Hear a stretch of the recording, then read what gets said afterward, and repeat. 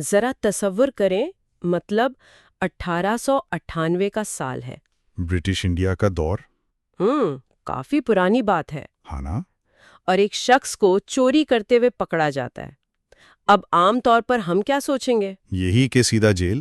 بالکل، سیدھا اسے کسی اندھیری کوٹری میں ڈال دیا جائے گا، بیڑیاں پہنا دی جائیں گی، کیونکہ اس دور کا قانون، مطلب ہم تو یہی سمجھتے ہیں نا کہ بہت سخت تصور کیا جاتا تھا۔ بالکل ایسا ہی ہے۔ لیکن عدالت میں کچھ اور ہی ہوتا ہے۔ جج اس شخص کو دیکھتا ہے، اس کے حالات سنتا ہے، اور جیل بھیجنے کے بجائے، یعنی باقاعدہ قید کے بجائے، ایک سخت وارننگ دیتا ہے اور کہتا ہے کہ جاؤ، دوبارہ ایسا مت کرنا۔ تو آج کے دی ڈیپ ڈائیو میں ہم بالکل اسی حیران کن قانونی پہلو پر بات کرنے والے ہیں۔ صحیح۔ ہم 1898 کے ضابطہ فوجداری یعنی کرمنل پروسیجر کوڈ کے باب 46 کے جو سیکشنز ہیں نا، 562، 563 اور 564، ان کا ایک تفصیلی جائزہ لیں گے۔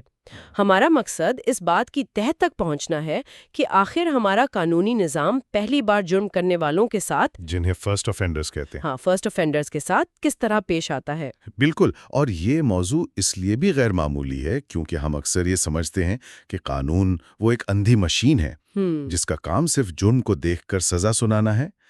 لیکن جب ہم ان سیکشنز کو پڑھتے ہیں تو پتہ چلتا ہے کہ قانون میں قید کے بجائے پروبیشن یعنی حسن چلن کی ضمانت اور وارننگ کے ذریعے سدھرنے کا دوسرا موقع دینے کا باقاعدہ ایک مضبوط میکانزم موجود ہے۔ اچھا، مطلب یہ صرف سزا دینے کی کتاب نہیں ہے، یہ بعض اوقات ایک طرح سے کیا کہتے ہیں انسانوں کو ریہیبلیٹیٹ کرنے کا مینول بھی ہے۔ ٹھیک ہے، چلیں اسے تفصیل سے سمجھتے ہیں، کیونکہ دیکھیں پرانے قوانین کی زبان اکثر اتنی پیچیدہ ہوتی ہے کہ انسان بور ہو جائے، لیکن اس ٹاپک نے مجھے واقعی حیران کیا ہے۔ ہاں، یہ ہے بہت دلچسپ۔ اس میں انسانی نفسیات اور عمر کا جس طرح سے خیال رکھا گیا ہے وہ آج کے دور میں بھی بہت ماڈرن لگتا ہے۔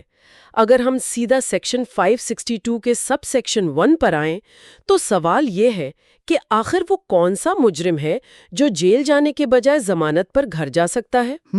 سورسز کے مطابق قانون نے یہاں کچھ بہت ہی واضح لکیریں کھینچی ہیں۔ جی، اور وہ لکیریں عمر، صنف اور جرم کی سنگینی کے گرد گھومتی ہیں۔ اب اگر مجرم کی عمر 21 سال سے زیادہ ہے، یعنی وہ ایک بالغ مرد ہے۔ بالکل، بالغ مرد ہے، تو اسے یہ رعایت صرف اس صورت میں مل سکتی ہے اگر اس کا جرم ایسا ہو جس کی زیادہ سے زیادہ سزا 7 سال قید ہو۔ تو 7 سال کی لمٹ ہے؟ ہاں، 7 سال سے اوپر کے جرم میں اسے یہ پروبیشن نہیں مل سکتی۔ لیکن سورسز میں ایک اور کیٹیگری نے ہے، اگر مجرم کی عمر 21 سال سے کم ہے یا پھر وہ ایک خاتون ہے۔ اور خواتین کے لیے یہاں عمر کی کوئی قید نہیں رکھی گئی۔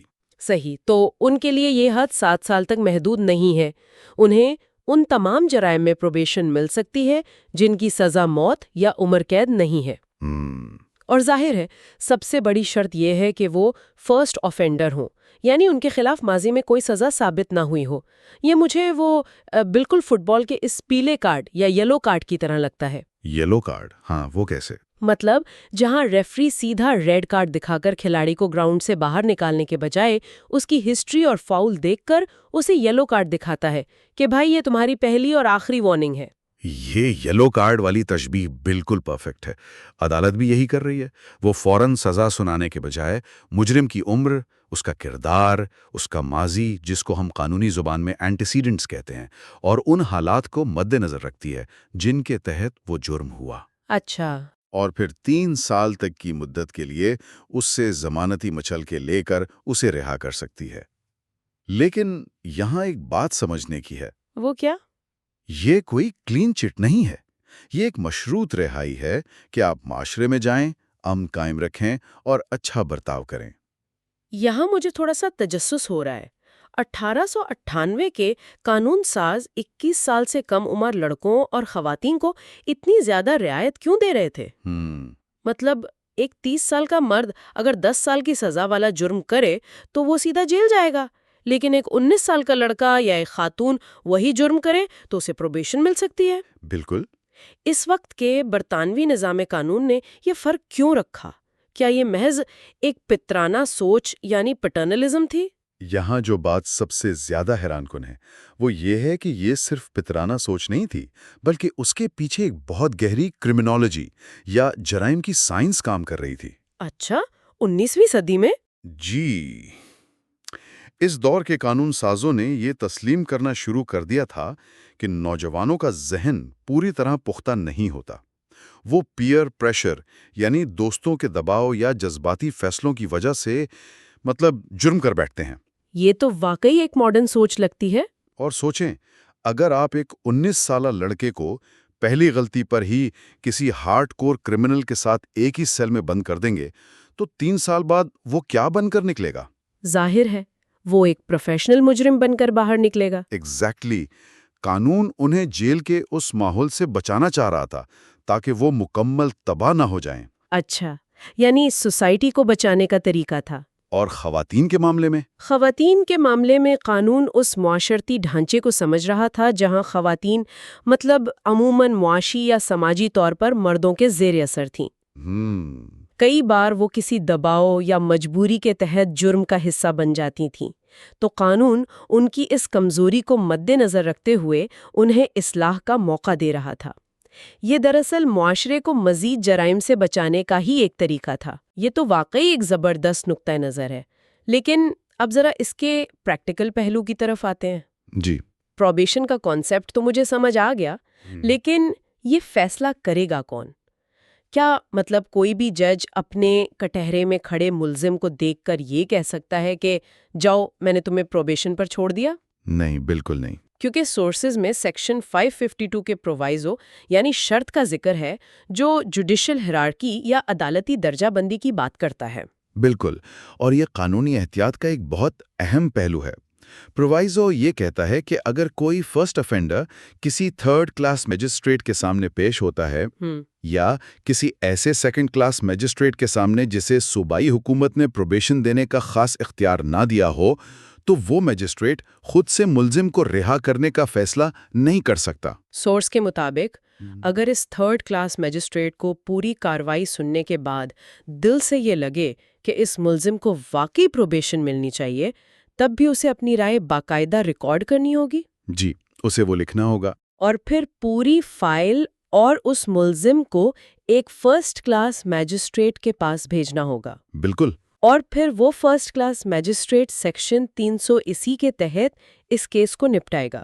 اب یہاں میں تھوڑا سا اختلاف کروں گی، ایک پش بیک دوں گی۔ جی جی، فرمائیے۔ کیا یہ سیدھی دفتری بیوروکریسی یا ریڈ ٹیپ نہیں ہے؟ ایک جج ہے، اس نے پورا کیس سنا، شواہد دیکھے، وہ ملزم کو دیکھ رہا ہے اور اسے لگ رہا ہے کہ بھئی یہ بچہ ہے، اسے پروبیشن ملنی چاہیے، تو وہ خود کیوں نہیں دے سکتا؟ یہ فائلیں ایک میز سے دوسری میز تک بھیجنے کا کیا مقصد ہے؟ کیا اس سے انصاف کے نظام میں تاخیر نہیں ہو رہی؟ بظاہر ایسا ہی لگتا ہے، لیکن اس سے ایک اہم سوال پیدا ہوتا ہے۔ کسی جرم ثابت ہونے والے شخص کو بغیر سزا کے معاشرے میں واپس بھیج دینا کتنی بڑی ذمہ داری ہے؟ ذمہ داری تو ہے، ظاہر ہے۔ اسے یوں سمجھیے کہ ایک جونیئر ڈاکٹر کسی مریض کا معائنہ کرتا ہے اور اسے لگتا ہے کہ مریض کو ڈسچارج کر دینا چاہیے، لیکن ہسپتال کا پروٹوکول کہتا ہے کہ فائنل ڈسچارج سلپ پر سائن ہمیشہ سینئر کنسلٹنٹ ہی کرے گا۔ کیوں؟ تاکہ کوئی غلطی نہ ہو۔ بالکل، کیونکہ اگر جونیئر سے تشخیصی غلطی ہو گئی تو مریض کی جان جا سکتی ہے۔ میں سمجھ گئی۔ تو یعنی قانون یہ کہہ رہا ہے کہ مجرم کو چھوڑ دینا معاشرے کے لیے ایک رسک ہو سکتا ہے، اس لیے یہ اختیار صرف تجربہ کار ہاتھوں میں ہونا چاہیے۔ جی ہاں، فرسٹ کلاس میجسٹریٹ کے پاس وہ تجربہ ہوتا ہے جو کسی شاطر اور عادی مجرم اور واقعی ایک مجبور انسان کے درمیان فرق کر سکے۔ تھرڈ کلاس میجسٹریٹ شاید جذباتی ہو کر یا ملزم کی اداکاری سے متاثر ہو کر اسے چھوڑ دے۔ اس لیے قانون اس صوبیدیدی اختیار کو، جسے ڈسکریشن کہتے ہیں، ایک سخت چیک اینڈ بیلنس میں رکھتا ہے تاکہ اس نرمی کا کوئی غلط فائدہ نہ اٹھا سکے۔ یہ لاجک بالکل سمجھ میں آتی ہے۔ اب ہم اگر تھوڑا اور آگے بڑھیں تو سیکشن 562 کا سب سیکشن 1A ایک اور ہی صورتحال کی بات کرتا ہے۔ ہاں، وہ بھی ایک الگ اینگل ہے۔ اب تک ہم 3 سال تک کے ضمانتی مچلقوں کی بات کر رہے تھے، لیکن فرض کریں جرم اتنا چھوٹا ہے، اتنا معمولی ہے کہ ملزم کو 3 سال کے لیے مچلکوں اور ضامنوں کے چکر میں الجھانا ہی مطلب زیادتی لگتی ہو۔ اس کے لیے قانون کیا کہتا ہے؟ اس کے لیے قانون نے ڈیو ایڈمونیشن یعنی مناسب تنبیہ کا راستہ نکالا ہے۔ سب سیکشن 1A خاص طور پر پاکستان پینل کوڈ کے تحت ہونے والے کچھ مخصوص جرائم کے لیے ہے۔ ہاں، سورس میں ان جرائم کی لسٹ موجود ہے، جیسے چوری، کسی عمارت کے اندر چوری کرنا، بے ایمانی سے خرد برد کرنا جس کو ڈس آنیسٹ مس اپروپریشن کہتے ہیں، دھوکہ دہی، یا پھر کوئی بھی ایسا جرم جس کی زیادہ سے زیادہ سزا 2 سال قید ہو۔ بالکل۔ اور یقیناً شرط وہی ہے کہ پہلے سے کوئی سزا نہ ہوئی ہو۔ تو ایسے معمولی نوعیت کے جرائم میں عدالت کے پاس یہ اختیار ہے کہ وہ کسی بھی قسم کی سیکیورٹی یا ضمانتی بانڈ مانگے بغیر مجرم کو صرف ایک سخت وارننگ دے، اسے ڈانٹے اور رہا کر دے۔ یہاں بات واقعی بہت دلچسپ ہو جاتی ہے۔ یہ تو بالکل ایسا ہی ہے جیسے قانون کسی مجرم کی کلائی پر ہلکی سی چپت لگا رہا ہو، ایک سلیپ آن دا ریسٹ۔ لیکن اس پورے سیکشن میں جس چیز نے مجھے سب سے زیادہ روکا اور سوچنے پر مجبور کیا وہ ہے عدالت کا ملزم کی مطلب جسمانی یا ذہنی حالت کا جائزہ لینا۔ جی، مجھے یہ بہت حیرت انگیز لگا کہ 125 سال پرانا قانون ایک مجرم کی مینٹل اور فزیکل سٹیٹ کو کنسیڈر کر رہا ہے۔ اگر ہم اسے بڑی تصویر سے جوڑ کر دیکھیں تو یہ دراصل کمپیشنیٹ جسٹس یعنی ہمدردی پر مبنی انصاف کی ایک شاندار مثال ہے۔ قانون یہاں بلیک اینڈ وائٹ میں نہیں سوچ رہا، صحیح۔ وہ یہ تسلیم کر رہا ہے کہ ہر چور کا ذہن ایک جیسا نہیں ہوتا۔ یعنی وہ ایکٹ اور انٹینٹ میں فرق کر رہا ہے کہ کیا اور نیت کیا تھی ڈالیا۔ اب تکنیکی طور پر تو یہ چوری ہے، لیکن جب وہ عدالت میں آتا ہے تو جج دیکھتا ہے کہ یہ شخص شدید بیمار ہے یا کئی دنوں سے بھوکا ہے یا اس کی ذہنی حالت ایسی نہیں کہ وہ اپنے فعل کا مکمل ادراک رکھ سکے، مطلب وہ مجبور ہے۔ جی۔ اگر ایسے شخص کو آپ باقاعدہ کرمنل جسٹس سسٹم کی چکی میں پیس دیں گے تو آپ نے انصاف نہیں کیا بلکہ ایک کمزور انسان پر ظلم کیا ہے۔ بالکل۔ یہ قانون جج کو وہ گنجائش دیتا ہے کہ وہ ان تمام تخفیفی حالات کو دیکھے جنہیں ہم ایکسٹینیویٹنگ سرکمسٹانسز کہتے ہیں۔ اسے نظر آئے کہ یہ کرائم کسی مجرمانہ مائنڈ سیٹ کا نتیجہ نہیں ہے تو وہ صرف ایک سخت ڈانٹ کے ساتھ اسے جانے دے۔ بعض اوقات ایک عام انسان کے لیے کٹہرے میں کھڑے ہونا اور جج کی ڈانٹ سن لینا ہی اس کی زندگی بدل دینے کے لیے کافی ہوتا ہے۔ میں اس بات سے 100% متفق ہوں کہ قانون کو اندھا نہیں ہونا چاہیے، لیکن اب ہم ذرا تصویر کے دوسرے رخ پر آتے ہیں۔ جی، انسانی فطرت ہمیشہ اتنی آئیڈیل تو نہیں ہوتی۔ ہم نے مجرم کو پروبیشن دے دی، اسے مچلکوں پر چھوڑ دیا، لیکن اگر وہ باہر جا کر وہ شرائط توڑ دے؟ ہاں، یہ بھی تو ہو سکتا ہے۔ بالکل، اگر وہ دوبارہ جرائم کی طرف چلا جائے۔ قانون نے اس نرمی کے مس یوز کو روکنے کے لیے کیا کیا ہے؟ یہ ہمیں سیکشن 563 اور 564 کی طرف لے جاتا ہے۔ یہ بہت ضروری پہلو ہے کیونکہ کوئی بھی قانونی نظام مطلب اندھے اعتماد پر نہیں چل سکتا۔ اگر ایک طرف رعایت کا دروازہ کھلا ہے تو دوسری طرف اس کی خلاف ورزی پر گرفت کا نظام بھی اتنا ہی مضبوط ہونا چاہیے۔ سیکشن 563 اسی گرفت کی بات کرتا ہے۔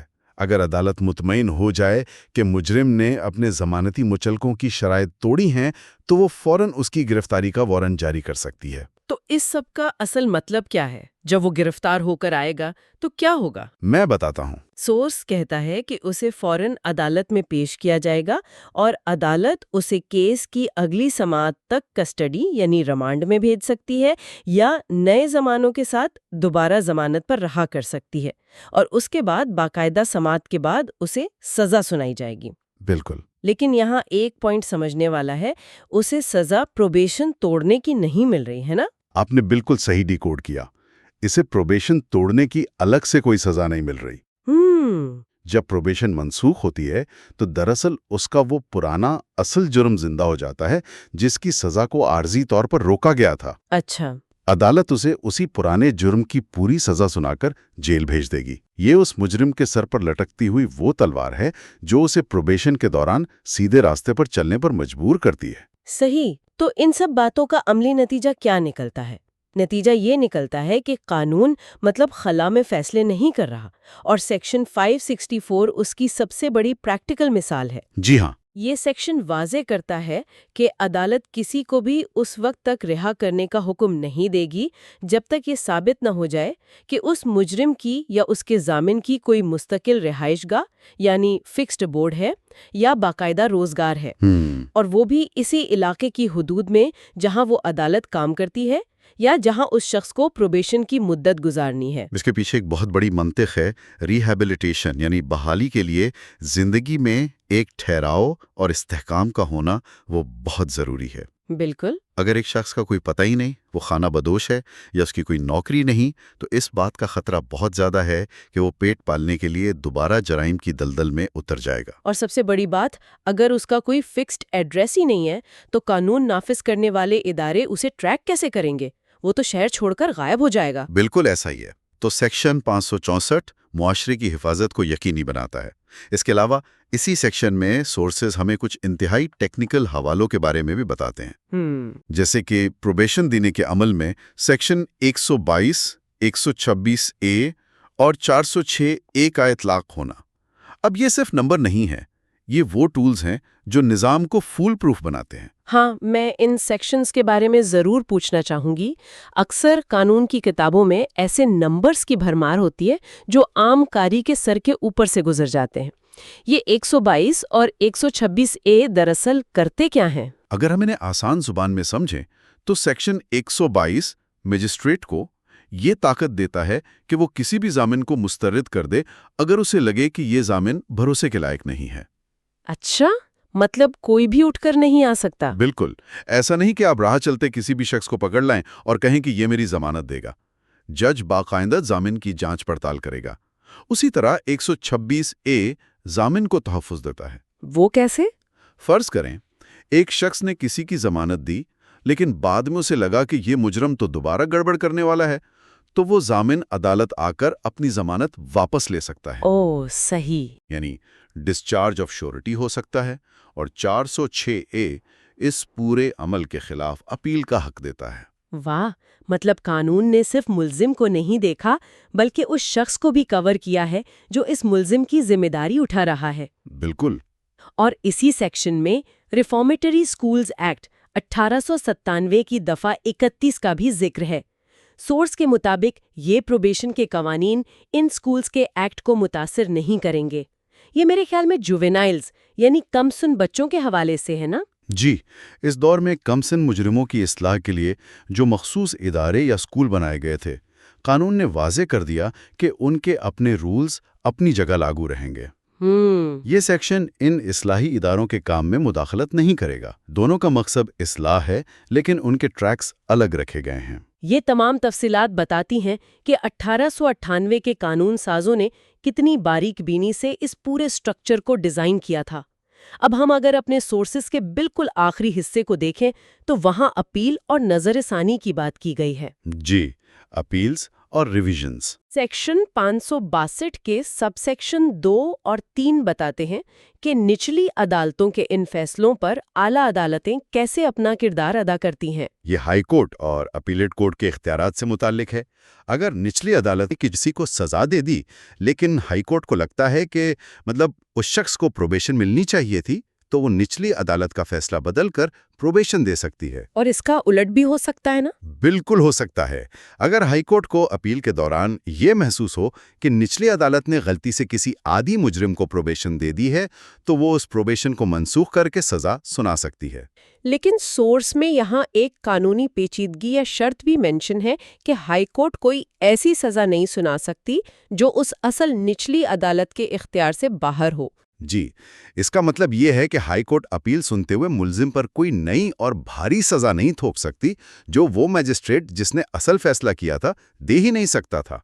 قانون کے دائرے کار کا احترام ہر سطح پر ضروری ہے۔ تو اگر ہم آج کے اس پورے ڈیپ ڈائیو کا نچوڑ نکالیں تو ہمیں پتہ چلتا ہے کہ ہمارا ضابطہ فوجداری صرف ڈنڈے اور ہتکڑی کا نام نہیں ہے۔ بالکل نہیں۔ اس کے اندر رحم، ہمدردی اور ریہیبلیٹیشن کا ایک پورا نظام موجود ہے جو بڑی خوبصورتی سے فرسٹ ٹائم اوفینڈرز کے لیے ایک دوسرا موقع فراہم کرتا ہے اور ساتھ ہی معاشرے کو ان کے دوبارہ جرائم کی طرف جانے سے بچانے کے لیے سخت چیک اینڈ بیلنس بھی رکھتا ہے۔ اور یہی وہ حکمت ہے جو ہمیں ان پرانے لیکن وہ ٹھوس قوانین سے سیکھنے کو ملتی ہے۔ آج کے اس تفصیلی جائزے کے بعد پروگرام کو ختم کرنے سے پہلے میں ایک چیز پر ضرور بات کرنا چاہوں گی۔ جی ضرور۔ یہ قانون 1898 میں لکھا گیا تھا، یعنی آج سے 125 سال سے بھی پہلے۔ اس وقت کے قانونی نظام کو یہ بات معلوم تھی کہ ہر مجرم کو اٹھا کر سیدھا قید خانے میں ڈال دینا کسی مسئلے کا حل نہیں ہے۔ انہیں معلوم تھا کہ انسان کی عمر، اس کے حالات اور خاص طور پر اس کی ذہنی اور جسمانی حالت بہت زیادہ اہمیت رکھتی ہے۔ بالکل۔